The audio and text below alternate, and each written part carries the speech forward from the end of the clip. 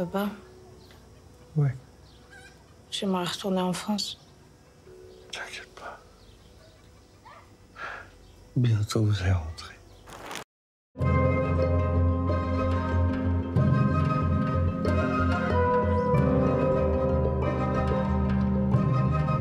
Je m'appelle Slimane Dazi et je suis ravi d'être ici, à Hassana, dans ce petit village berbère.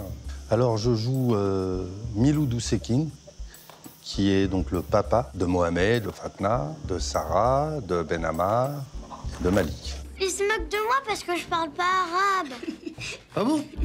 Il connaît même pas la première sourate. Je suis arrivé sur l'aventure d'Oussekine parce que j'avais déjà travaillé avec Antoine Chevrollier. Il m'a appelé pour me proposer ce personnage. Quel plaisir de travailler avec Antoine. Il aime tellement les comédiens, il aime tellement ses comédiens, il aime tellement les gens avec qui il travaille qu'il nous emmène tout en haut. Il nous fait nous dépasser. On n'est plus en train de jouer ou de faire une simple interprétation. Ça devient de l'incarnation et on s'oublie pour devenir Miloud ou Mohamed ou Malik. J'aimerais rencontrer beaucoup d'autres réalisateurs comme lui, mais il est unique. Voilà.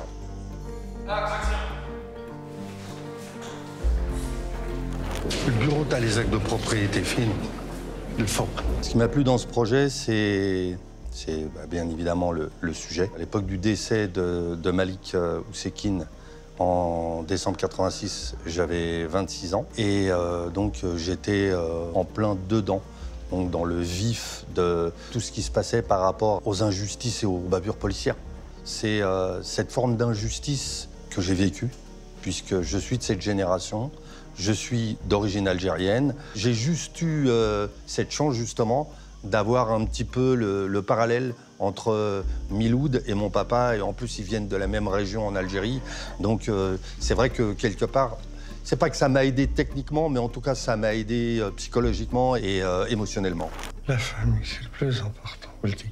En fait, le rôle de Miloud, c'est un petit peu l'histoire aussi de beaucoup d'émigrés d'origine algérienne depuis la Deuxième Guerre mondiale, puisque Miloud a été un des tirailleurs algériens à Monte Cassino, ce qui n'est pas rien, et qui ensuite a vécu les atrocités du 17 octobre 1961. Malgré tout cela, malgré, j'allais dire, tous ces CV de parcours, d'avoir traversé tout cela au milieu de l'exil, parce que lui n'était pas chez lui, ses enfants étaient chez eux, mais lui n'était pas chez lui. Allez, viens jouer. Prenez, on s'en fout de lui.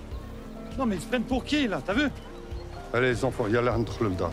La récompense qu'il a eue, c'est qu'en 1977, il a pris femme et enfants et il est rentré chez lui en Algérie. Jusqu'à dans son propre pays, la tragédie va le poursuivre et je pense qu'il est un petit peu le symbole de la tragédie, de cette tragédie familiale. Il y a des lois ici aussi, hein.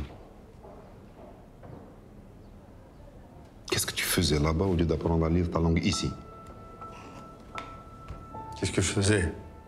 C'est terrible de dire ça, mais c'est un symbole d'injustice. C'est un pan de l'histoire qu'il faut absolument non seulement raconter, mais mettre dans les livres d'histoire pour juste qu'ils disent ce qui s'est passé réellement, pour que certaines personnes puissent faire leur deuil, tout simplement.